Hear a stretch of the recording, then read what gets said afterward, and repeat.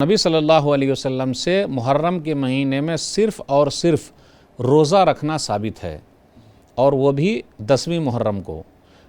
9ویں محرم کے بارے میں نبی صلی اللہ علیہ وسلم نے فرمایا کہ اگر میں آئندہ سال تک رہا تو ضرور رکھوں گا۔ صحیح مسلم کتاب الصیام حدیث نمبر 1163، نبی صلی اللہ علیہ وسلم نے فرمایا افضل الصیام بعد رمضان شہر اللہ المحرم، کہ رمضان کے مہینے کے بعد سب سے بہترین روزہ اللہ کے مہینے محرم کا روزہ ہے۔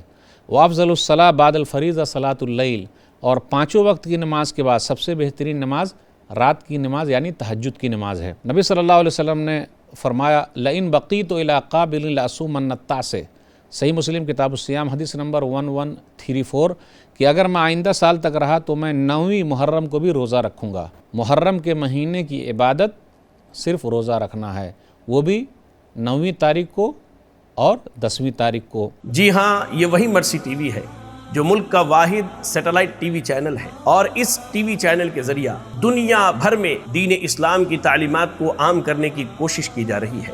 بھرپور مرسی ٹی وی کا تعاون کیجئے، یہ کار خیر ہے۔